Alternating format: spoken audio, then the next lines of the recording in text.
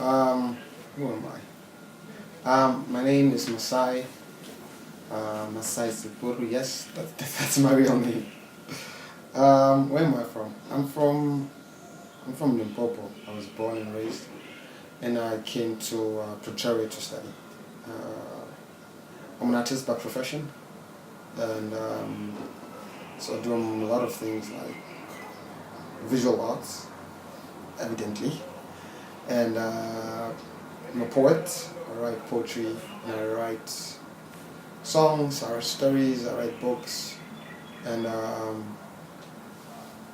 perform, do spoken word poetry.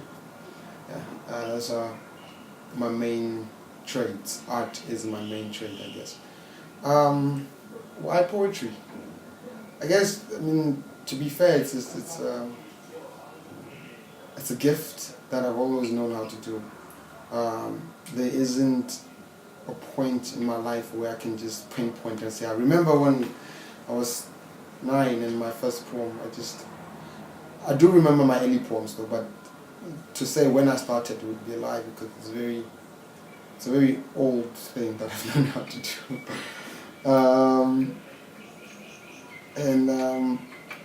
Yeah, what else? Can I ask a question? Yes. What does your name mean in relation to you? My name in relation to me, my name is actually a family name. A lot of people don't know this. It's my grandmother gave me this name because it's I reminded her of my great grandfather. He had this name, and his father had this name, and it's kind of a family name that I've claimed. So it comes with a lot of responsibility because of the people that had it were sort of like the leaders of the family. So it's Masai. If you search it as a name, you'll find lots of meanings for it. It means differently in Kenya. They are the Masai tribe. It means differently in Hebrew. It's the direct derivative of Messiah, the name. A lot of people don't want to accept this, but it's fine. I don't care. It's there. I've done the research. So it means a lot of things. It breaks out. So it's not a very easy name to have, but it's the best name because I don't have to have like an AKA. Yeah. The reason I was asking is because I realized that your name kind of describes you. It's kind of the first instruction that the world gives you, in a sense. Yeah. So, as time goes by, you get to understand what your name means and what your path is. What your path is, yeah. Shapes your path as well. I guess so, man. I guess that's why I find myself mostly on stages and preaching.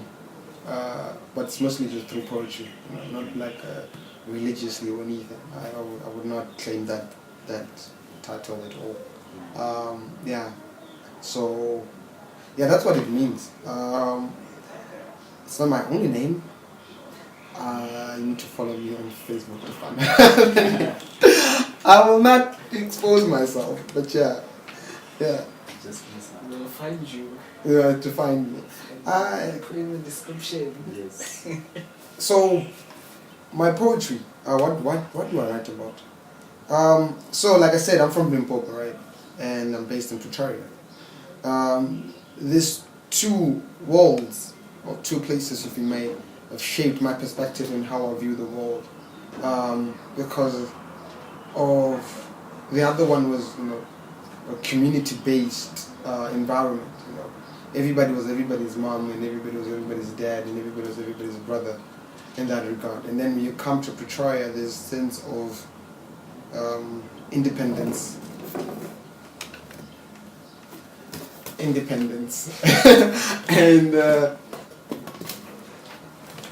yeah, art does that.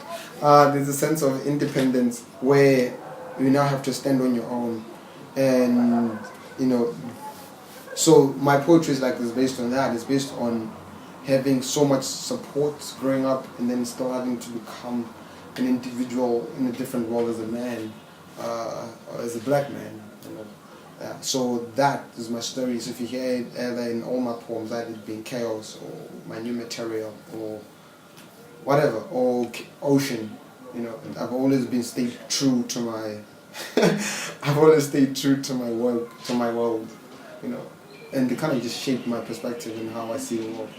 And it's the other one is a village, Samai township, and the other one is a city. So it's literally two separate worlds. So, but I take them in. I don't criticize. I just adapt to both worlds, and how I adapt to those things manifest into my poetry. Manifest, is that the right word? I mean, what? Right. Yeah. So why do those people have red faces? What's up with... I'm looking at that painting, I'm like... My paintings, most of my paintings don't have faces. Because people lie a lot. Faces lie a lot. And what I was exploring with my work and the work that I'll still be painting for the next 2-3 months is body, and how the body can tell so much story with the absence of the face. One of the best movies I've seen is V for Vendetta. He's wearing the mask the whole time, but you can read so much emotion in his voice, in his body, in the way he moves. You can pick up anger, sadness, just without face. It's very hard to lie with a body. If you're sick, the body will not be sick. You can put the smile and makeup all you want, but the body, if the body has had it, the body has had it. So I'm trying to see if I can depict love or need or emotion or passion or just with the body, and that with the absence of the face. And also that it gives the viewer an opportunity to, because most paintings that I've done, they are familiar scenarios. We've all been in a situation where we need a hug, or we are with our lovers or our friend or our sisters. It's up to you what you see there. I left that open-ended, so it gives a viewer an opportunity to relate. So I did not close it in. You can literally put whoever you want there. It does that because the body has already suggested the emotion. It's up to the viewer to fill in the blanks, like literally the blanks. Yeah. And the spirals, this is the only work with the spirals, the other ones are sold.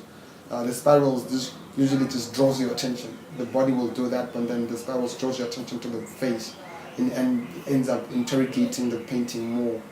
It kind of draws you in. All my spirals, you'll see they are red, blood red spirals. Could you show us the painting? This is, I will not explain this one. It's called the choir. The one is called the choir. So it's a group of people, right? And I'm going to leave it at that. And I'll leave it, you'll have to come to the exhibition to see more about it. But for now, it's up to you to say what you see. It's just really exploring posture, body, community, need, closure. So that's why most of the time you find more than one person in the painting. In fact, I think most of them is just more than one person. So that relationship, what they're doing, how they're standing, why they're standing there, mostly just it tells them an entire story on its own. So amongst many other things that I do is that. Oh, this one. This one is called The Bastards. People at a bar. When we go to such places for different reasons, really. A lot of stories happen in a bar. That's what I'm gonna say. What more do you guys want to know? I want to know is the difference between Masai the poet and Masai the painter. Can you distinguish the two? No. I'm not Masai the poet, nor am I Masai the painter. I am Masai the artist. Yeah. That's who I am. I'm an artist. It's just that poetry just kind of put you in a public space, and that's how I'm known. But amongst many other things that I do, I'm a set designer. That's mostly how I put bread on the table. By set designing, I set design for plays, on theatre. We build sets, we paint sets, we design sets, design costumes, design lights for you. And then if you're going to have a show, I'm your guy. I'm your guy you'll call and we can talk about your show and your theatre. It'd be your showcase, your poetry showcase, your music showcase, your theatre show, children's theatre, opera, musical theatre, drama. Yeah, I design them and I build things and I put them on stage, and that's how basically I make a living. It's very hard to make a living in art, so it helps me to be a jack of all trades, performing and then be backstage at the same time. So yeah, that's how I make a living through art, but mostly set designing, and I mean poetry will kick in eventually, I'm sure. Next year, hopefully. Please come to my show. Which one? Next year, February in State Theatre, I'm having a show. It's an incubator program that they have in State Theatre. So I'm one of the incubatees. What? Yeah. One of them. One of them. I'm one of them. You know. And I'm having a show. I'm having a poetry show. It's called "It's All the Same." What it does, it literally does that. It talks about the adaptation of people that come to the city to seek for greener pastures. The irony of that, leaving the green lands to go to the city looking for greener pastures is just weird. But yeah, that, and then how the city has its own influences on people. It being religion and philosophy and new people and all that just kind of just shifts your perspective, and it just kind of puts more filters into how you view the world. And if you're not careful, you can bounce from religion to Rastafarian, Christian, spiritual, because you really don't have a backbone to stand on, because everybody that you meet in the city, they're so rooted and they're so opinionated about what they believe in. And if you don't have a backbone to say, look man, you that's what you think, this is what I think, you'll end up you'll end up a lost spirit basically. And that's what the city is filled with. I mean, if you see a lot of homeless people, but they're just people that couldn't bear the pressures of the city, and how just a lot of new things are introduced to them at the same time without filtering. A lot of kids come from religious families from in and around the hood and villages, mostly Christian. And I'm not for voting for Christian or cheering it out. I'm just saying that the reality is South African is a Christian. But then as soon as they're introduced to city life or varsity life, or they get introduced to this new concept of spirituality and Buddhism, and they get told about how Christianity is a cult and Jesus is not real, all those things. I'm not saying he is, I'm not saying he isn't, I'm just saying this is the reality that we face. And then they get out and leave Christianity, or they leave whatever religion and they get introduced to these things without a filter, and all that just keeps piling up. At the same time, you have to deal with the new discovery of rent, and at the same time, there's all these new people that you must deal with, these new spirits, these new souls. It's been new females, new males, new interactions, all that. They keep piling up, and eventually that becomes you. And if you don't have a backbone to say this is who I am, you will collapse under the pressure of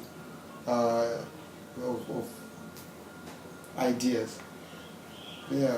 So that's what it's all the same is about. It's about me, my experiences, and how I maneuvered and how I'm still maneuvering these ideas, and how I'm finding myself. Yeah. It's all the same. Not same. Yeah. Thank you guys for coming to invading my space. Appreciate you opening your space to us. Yes. Thank you very much. Are we happy?